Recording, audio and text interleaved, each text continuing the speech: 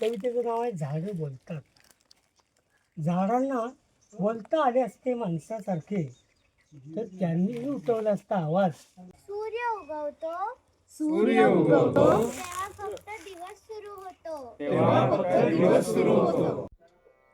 आज आपल्या गावच्या मातीला एक वेगळाच मान मिळाला. शब्द अपुरे पडतात असा क्षण जेव्हा सुमारे 600 वर्षाचा हा वृक्ष आणि पर्यावरणासाठी आयुष्य वाहून घेतलेले सयाजी शिंदे आणि आपला वृक्ष एकमेकांसमोर उभे राहतात. हा वृक्ष फक्त उभा नाही, तो आजही जगतो आहे. काळ बदलला, माणसं बदलली, गाव बदललं, पण हा वृक्ष आजही आपल्यासाठी निशब्दपणे श्वास देतो आहे. याने पिढ्या पाहिल्या, हसणारी लेकरं, थकलेली माणसं, आणि तरीही कधी काही मागितलं नाही.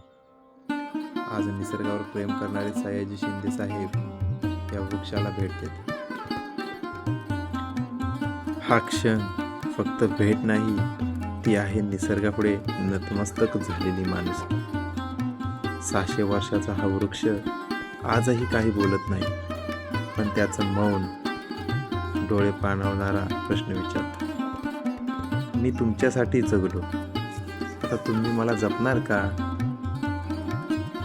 झाड वाचवा, कारण झाड म्हणजे आपलं उद्याचं अस्तित्व आहे.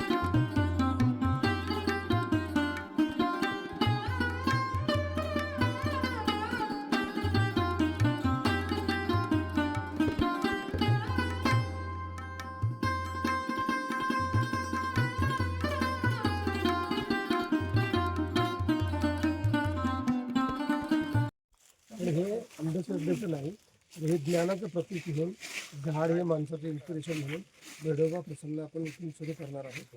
ह्या गावाचा जो कार्यक्रम असेल तेव्हा आम्ही पण इकडे येऊ आणि बेडोबाची जत्रा अशी यावर्षी पिढ्यानपिढ्या सुरू झाली असं माझं मत आहे.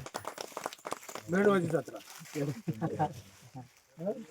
आणि काय तुम्हाला काय बोलायचं नाही? कोण बोला की तुमची इथली कोण दोन बोला माणसं. तुम्ही सर म्हणजे आम्ही पहिला व्हिडिओ केलेला आणि तो बघितला, त्या निमित्ताने तुम्ही आलात आणि झाडानं तुम्हाला इकडे आणलं. ते माध्यम मी असेल तर त्याचं काय नाही, पण झाड महत्वाचं आहे. आणि हे कसं जास्तीत जास्त लोकांच्या पर्यंत जाईल, किंवा सगळ्यात महत्वाचं की हे जतन राहिलं पाहिजे. आजचा एपिसोड मी केला ना, आजचा एपिसोड माझ्या चॅनलवरती सयाजी शिंदेचे चॅनल आहे, त्याच्यावरती आजचा एपिसोड मी टाकतो की आज जो नामकरण झालं, आज जो ठराव झाला, आणि ही मोठी क्रांतिकारी गोष्ट आहे. परत उलट्या मुळात झाडच देव होतं, आणि हळूहळू अंधश्रद्धा इतक्या वाढत गेल्या की लोक झाडच कापायला लागले. तर आता परत ते उलट चक्र होईलच निसर्गाचं, आणि मग झाडांना देवाचं बरोबर प्राप्त होईल. ते आपल्या इकडे सुरू झाला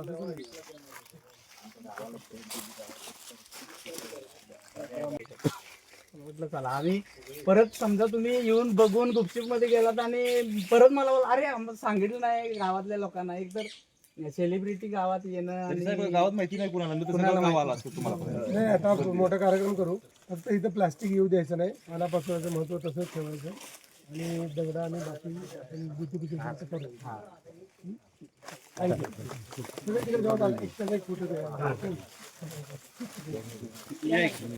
मध्ये एक हायवे चालू होता. हायवे चालू असताना 2300 झाडं कट होणार होती. त्यावेळेस मला काही ओळख नव्हती, तर डायरेक्ट तिथं गेले, फोन झाला, डायरेक्ट गेले तिथं लोकांच्या बरोबर हे केलं. 900 झाडं त्यातली वडाची वाचलेली आहेत 100 वर्षाच्या पूर्वी, आणि बाकीचे मग ते रिप्लांट करायचं ठरलं. म्हणजे एवढं मोठं काम झालं. म्हणजे ते काय 900 झाड. कवितेचं नाव आहे झाडं बोलतात. झाडांना बोलता आले असते माणसासारखे, तर त्यांनीही उठवला असता आवाज. रात्री अपरात्री कत्तल करणाऱ्यांच्या विरोधात. झाडांना कळत असते माणसासारखे, तर त्यांनीही केली असते याचिका हायकोर्टात, आणि मागितले असते आरक्षण नव्या भूप्रदेशाचे. आपला हक्क असा सहजासहजी मिळत नाही असं दिसल्यावर झाडे झाली असती नागडी आपली सर्व पाने गाळून, आणि त्यांनीही केलं असतं एखादं आंदोलन सरकारच्या दमनशाही विरोधात. झाडांना कळत असतं राजकारण माणसासारखं, किंवा त्यांना असता मतदानाचा अधिकार तर त्यांनीही उकडून फेकले असते मुळासकट मुजोर सत्तेचे महाल.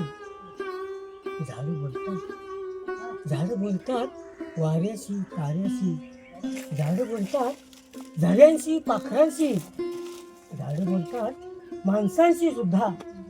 पण जे असतात बहिरे आतून बाहेरून त्यांना ऐकू जात नाही झाडांचं आवाज.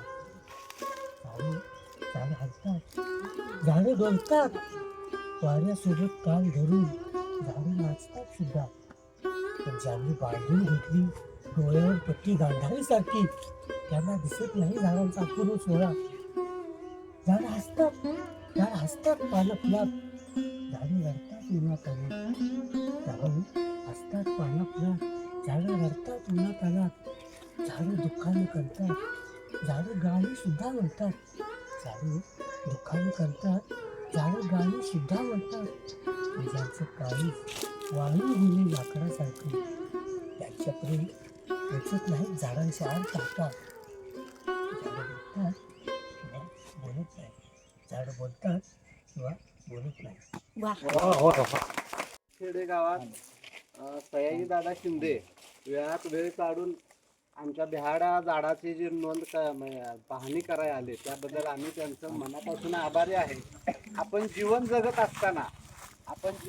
असताना सिमेंटच्या चाळी उभ्या करण्यापेक्षा आपल्या पूर्वजांची जी झाडं आहेत ती जोपासावी अशी प्रेरणाशक्ती व स्फूर्तिस्थान देणारे आणि झाडांचे देव मानले जाणारे, आम्ही ज्यांना झाडांचे देव मानतो, ज्यांना बघून आता आम्ही नवी पिढी जगतोय आणि ज्यांना बघून आम्ही आता नवीन झाडांचं संगोपन करतोय, त्यांनी आमच्या खेड्याच्या पवित्र भूमीला चरण लावून पवित्र भूमी केली, आणखीन पवित्र केली. त्याच्याबद्दल मी त्यांचं आभारी आहे. सूर्य उगवतो तेव्हा फक्त दिवस सुरू होतो. पण झाडं उगवतात तेव्हा चांगले दिवस सुरू होतात. झाड आमकास फूल देतं, पक्षी शहराच्या गोंगाटापासून दूर जिथे मातीही आपली वाटते. माझं खेडेगाव म्हणजे फक्त काही घरांची वस्ती नाही, ती आहे माणुसकी जपणारी एक जिवंत संस्कृती. इथे सकाळ कोंबड्याच्या आरवण्याने सुरू होते आणि संध्याकाळ मंदिराच्या घंटांना विसरते. या गावच्या मातीत कष्टाचं सोनं पेरलेलं आहे, शेतात राबणाऱ्या हातात स्वप्न जपलेले आहेत. इथं माणसं गरीब असलीत पण मनाने श्रीमंत आहे. सुखदुःखात एकमेकांच्या पाठीशी उभं राहणं हेच इथलं खरं वैभव. सण उत्सव आले की संपूर्ण गाव एकत्र येते. जात धर्म भेद विसरून नात्यांचे विण घट्ट होते. इथली झाडं शेतं विहिरी फक्त निसर्गच नाही